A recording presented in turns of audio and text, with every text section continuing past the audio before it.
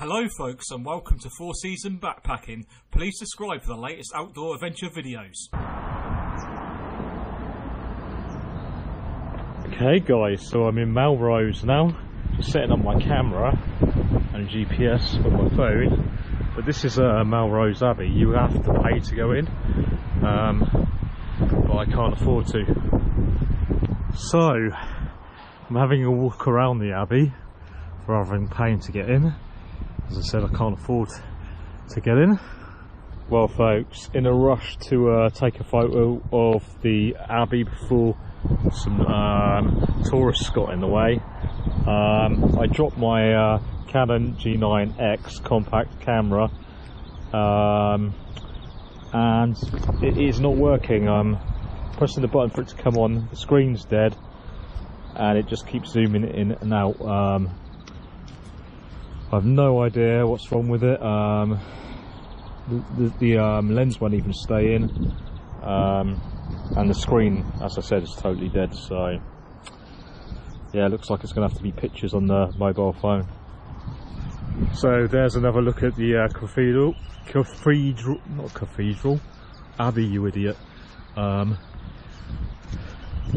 Melrose. I'm gutted about my camera just dropping it on the floor and breaking it, but that's one of those things when you go hiking, things can go wrong. They don't always go the way you want them. So I finally decided to chuck out my old rab jacket I got for Toots when we were doing the Tirora Trail over winter back in 2015, I think it was. But since then I've been using it to walk the dog, and the dog's ripped it to pieces, the pocket's ripped to pieces, and that's partly why my camera fell out of my pocket and broke just now. So I'm going to chuck it in the bin. Yeah folks, so that's walked the length of New Zealand and now it's going in the bin. Goodbye old friend, good memories. So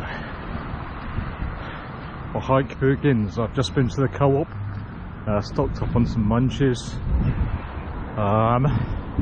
I'm heading back to the Abbey and that's where the hike begins.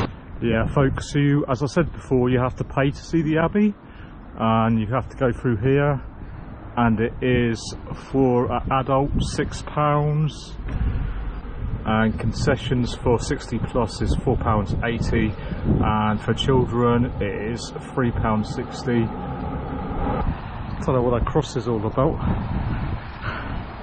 It looks old. It says 1645 on it. Melrose Fish and Chip Shop. This must be the fish and chip shop. Doesn't look very open at the moment. Yeah, fish and chips. Well, the first St Cuthbert's Way sign I've seen. CCTV and St Cuthbert's Way, and some information about what looks like some more new builds being built by what's happening all over Britain at the moment. Well, at least in England. I'm not sure about Scotland, but this is in Scotland, so. Do I look cool?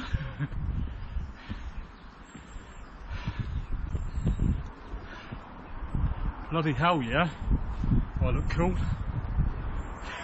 I've actually done this part of the St Cuthbert's Way before. When I did John O'Groats to Land's End, I went through this bit and over the saddle here.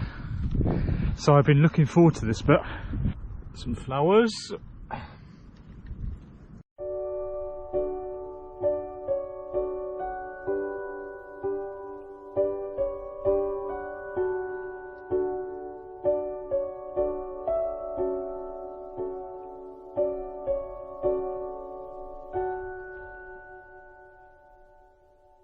Every hiker will know this situation.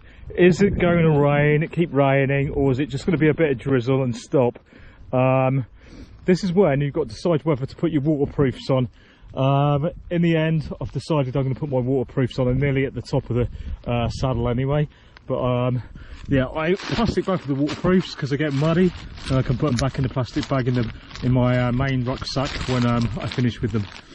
But if I can help it, if it's just going to be drizzle, I don't like putting these on because you actually sweat wearing waterproofs. So I can add a new thing to my shopping list, a new pair of waterproofs. I've ripped them. Maybe I can fix them though. Maybe I can fix the camera. It was a good choice to put the waterproofs on this occasion. Well, I've reached the top of the saddle. I went a slightly different way when I did John O'Groats and Land's End Trail. I went up the path that goes up the fort, but you can actually go up the fort from here. I've got the Vango f10 helium tent. Now the winds predicted for down there are 20-30 mile per hour gusts, but up here it's going to be more, isn't it? And I know my Vango f10 really doesn't like winds over 30 miles per hour, or gusts over 30 miles per hour. It's a very good tent, don't get me wrong, it's a brilliant summer tent, but it's still winter. We've got another few days of winter before it's spring.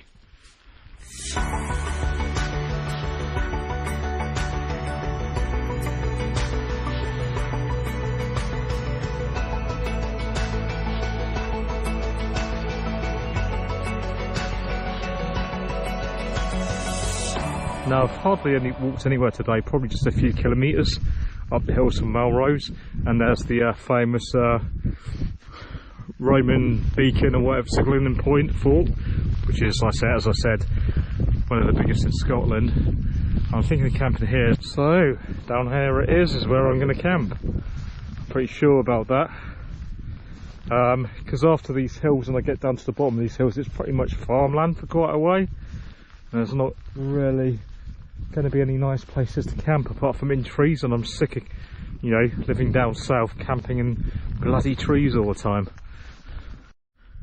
Okay folks, I'm going to show you my winter sleeping arrangement, but having said that, this tent is the Vango f10 helium, which is not a winter tent, it's more of a summer tent, but being the weather's mild at the moment and not windy, I'm bringing this because it's much more lightweight than a four-season tent. I'm just going to use the tension ropes, by the way, guidelines or whatever you want to call them. Just make that, give it a bit more tension, and it's better in the wind. Anyway, so my winter sleeping arrangement is this Rab Ascent 900, which is in its bag at the moment. This silk Rab mummy liner, which helps the sleeping bag keep clean for longer and smelling nicer, and it makes it a little bit even warmer, which it doesn't really need to be because this is a seriously warm sleeping bag. Then I've got an ultra lightweight mountain equipment bivvy bag I put around the sleeping bag to stop it getting damp, which kind of works, but it's better than not having it at all, and that also makes it a little bit warmer. And what I'm going to do for a cushion, with all these clothes I got here, I'm going to put in the sleeping bag holder the clothes, and I'm going to use it as a cushion. Okay, so that's the silk liner in the Rab Ascent 900. So that will keep the inside of the sleeping bag from smelling and clean, make it last longer, and give it a bit of extra protection as well if I have anything sharp in pockets and stuff if I get in there. And this bivvy will also give the outer shell of the sleeping bag a little bit of extra protection as well, not just from the damp but from anything sharp. So I do really recommend that. And in the end I didn't put my clothes in the sleeping bag because of the material. I don't think it'd be very comfortable. It's not very soft material, is it? It's like a sort of like sleeping on your head on a waterproof thing. So I decided against that, and this is how I normally do it anyway, but I thought I'd try something different. But thinking again of it, I thought, nah, I think it's better like this. Okay, seems I've made the right choice to put the tent up now as well, because it's just going to be raining pretty much all till the night time now. So that was a good little choice, and I'm absolutely knackered from my bus journey. So I'm just making some of my protein drink from protein powder. I've got 10 days worth, so it's like a cup at the end of every day. I think it's got 25 grams of protein in. It is chocolate caramel flavours. Tastes quite good actually. Now, as I'm not right by a stream or water source, I use baby wipes to clean my cutlery. Maybe give it a bit of a swell over with bottled water afterwards as well sometimes. But I find this is really the best way to do it. unless any of you guys know a better way of cleaning your cutlery when you're on a long distance hike. Okay folks, so I've had a bite to eat. I had a meal deal from Melrose Co-op. Just relaxing in the tent now. It's going to be raining all night now, so later on in the midnight or something like that. Might have a look at my camera to see if I can get it to work. Okay, strange. Well, for some reason the screen has come back on and worked. And when I switched it on play, the lens went in. It's got the lens in now. I took the battery out again. Maybe I'll keep it in the... I mean, it's been dropped on the floor no end of times. And it stopped working today after I dropped it on the floor because of that top I've got with the ripped pockets. Thank you to my dog that ripped them. I'm not mad at all, to be honest. Love my dog. You know, that's the kind of thing that happens when you get a puppy and he's coming up for 2 now and he still likes to jump up and rip things. And so I wear that top when I'm walking him because it's a cheap sort of like synthetic fill rab top. I've had it since I did the Tirora Trail across New Zealand, as I've already told you. I gave it Toots because she didn't have a warm top, and then she gave it me back when I returned home, and sad to let it go, but to be honest it's just unfixable now, so I put it in the bin. Otherwise things like this are just going to keep happening. The only way I can film at night really is with the light, but it's shining in my eyes, it's too bright. But this will be the this will be my last bit for today's video. It's night time now. It's been raining ever since I got here. Put the tent up.